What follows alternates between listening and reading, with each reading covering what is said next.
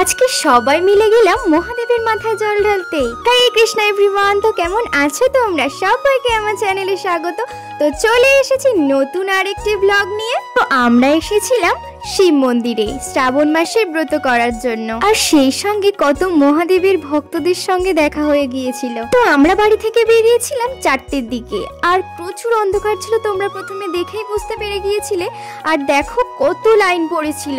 আমরা এতটা দূরে দাঁড়িয়েছিলাম যে মন্দিরের চূড়াটাই দেখা যাচ্ছিল না। ভোর থেকে দাঁড়িয়ে থাকতে থাকতে প্রায় সকাল হয়ে গিয়েছিল, আর সকালের দৃশ্যটা তোমরা শুধু দেখো। আমি জানি না ক্যামেরাতে কতটা বোঝা যাচ্ছে, বাট ওই সময়টা খুবই ভালো লাগছিল। আর দেখো সবেই মন্দিরের চূড়াটা দেখা গিয়েছে। প্রায় 5 ঘন্টা দাঁড়িয়ে থাকার পর ফাইনালি আমরা মন্দিরেতে উঠতে পারলাম। আর মন্দিরে ভিড় থাকার জন্য সম্ভব হয়ে ওঠেনি ভিডিও ক্লিপ নেওয়ার। আর বাইরে এসে আমি ভিডিও করেছিলাম, এই যে এখানে ধূপবাতি দিচ্ছিলাম, সেই ভিডিওটুকুই করতে পেরেছি।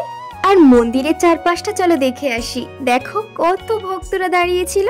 আর তারপরে আমরা বেরিয়ে পড়েছিলাম বাড়ি যাওয়ার জন্য। সেই সময় পিছনে দেখতে পেলাম আমার এক বান্ধবী আমাকে হাই করছে। তো আমি ভাবলাম যে আরেকবার হাই করবি, ভালো করে ক্লিপটা নিতে পারিনি, তো আবারও হাই করছিল। বাড়িতে এসে আমি খেয়ে নিয়েছিলাম আলু কাবলি, আর রাতের জন্য মা বানিয়েছিল এখানে সিদ্ধ ভাত, আর তার সঙ্গে ছিল আলু সিদ্ধ, আর এটা আলো চালের ভাত। তো আজকের ভিডিও এই পর্যন্ত। ততক্ষণ তোমরা ভালো থেকো, সুস্থ থেকো। হরে কৃষ্ণা।